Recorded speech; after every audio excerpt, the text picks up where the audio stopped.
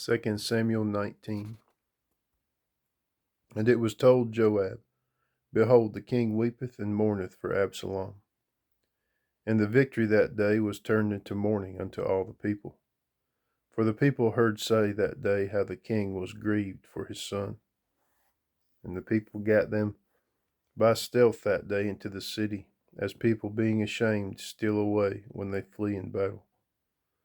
But the king covered his face, and the king cried out with a loud voice, O my son Absalom, O Absalom, my son, my son. And Joab came into the house of the king to the king, and said, Thou hast shamed this day the faces of all thy servants, which this day have saved thy life, and the lives of thy sons and of thy daughters, and the lives of thy wives, and the lives of thy concubines, in that thou lovest thine enemies and hatest thy friends. For thou hast declared this day that thou regardest neither princes nor servants. For this day I perceive that if Absalom had lived and all we had died this day, then it had pleased thee well. Now therefore arise, go forth and speak comfortably unto thy servants, for I swear by the Lord, if thou go not forth, there will not tarry one with thee this night, and that will be worse unto thee than all the evil that befell thee from thy youth until now. Then the king arose and sat in the gate, and they told unto all the people, saying, Behold, the king doth sit in the gate. And all the people came before the king, for Israel had fled every man to his tent.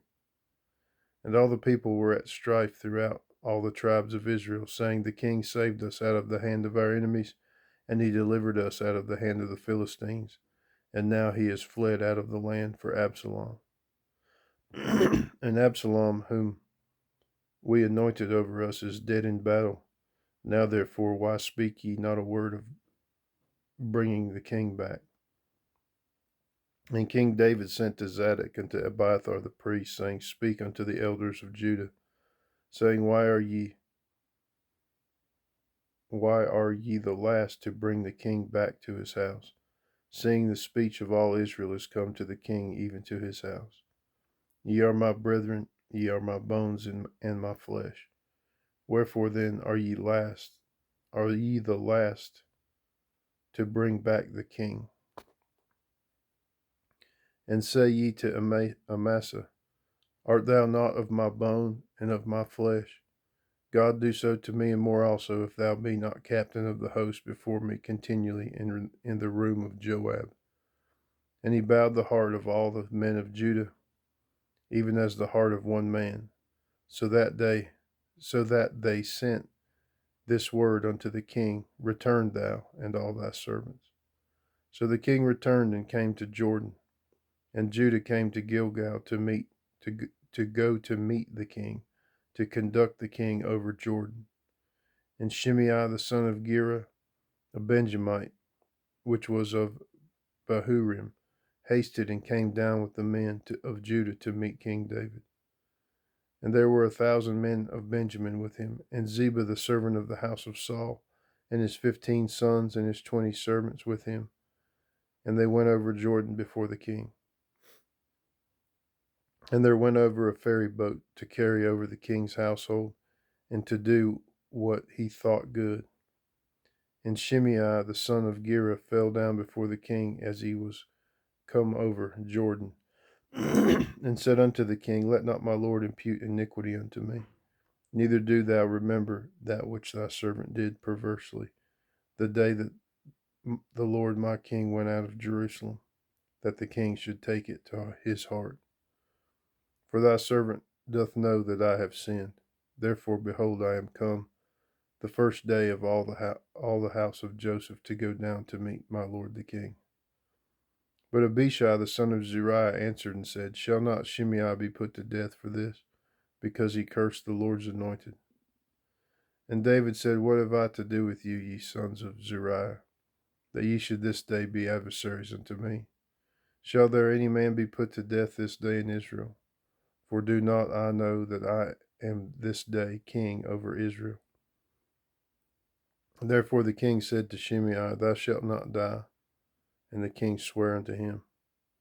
And Mephibosheth the son of Saul came down to meet the king, and had neither dressed his feet, nor trimmed his beard, nor washed his clothes from the day the king departed until the day he came again in peace.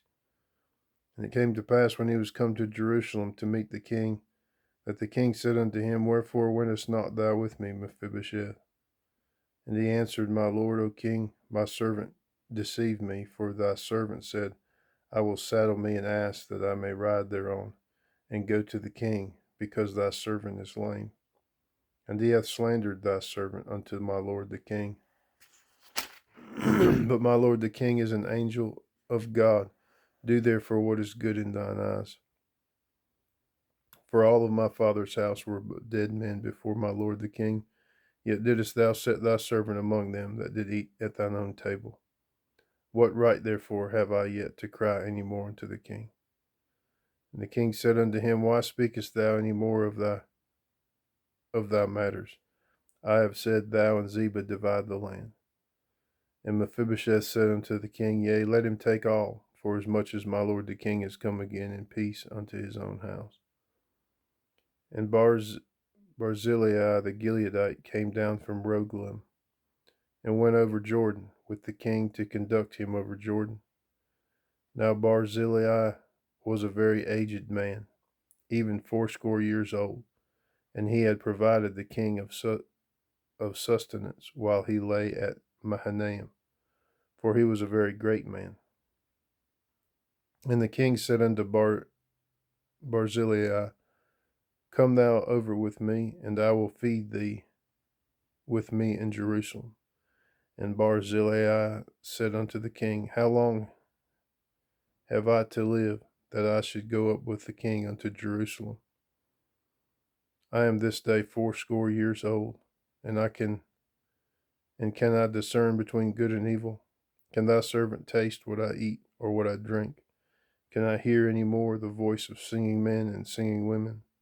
Wherefore then should thy servant be yet a burden unto my lord the king? Thy servant will go a little way over Jordan with the king, and why should the king recompense it to me with such a reward? Let thy servant, I pray thee, turn back again, that I may die in mine own city, and be buried by the grave of my father and of my mother. But behold thy servant Chimham, let him go over with my lord the king, and do to him what shall seem good unto thee. And the king answered, Chimham shall go over with me, and I will do to him that which shall seem good unto thee. And whatsoever thou shalt require of me, that will I do for thee. And all the people went over Jordan. And when the king was come over, the king kissed Barzillai, and blessed him, and he returned unto his own place. Then the king went on to Gilgal, and Chimham went on with him. And all the people of Judah conducted the king, and also half the people of Israel. And behold, all the men of Israel came to the king, and said unto the king, Why have our brethren, the men of Judah, stolen thee away, and have brought the king and his household, and all David's men with him over Jordan? And all the men of Judah answered the men of Israel, Because the king is near to kin of us, to us. Wherefore then be ye angry for this matter? Have we eaten at all of the king's cost, or hath he given us any gift? And the men of Israel answered the men of Judah, and said, We have 10 parts in the king, and we have also more right in David than ye. Why then did ye despise us, that our advice should not be first had in bringing back our king?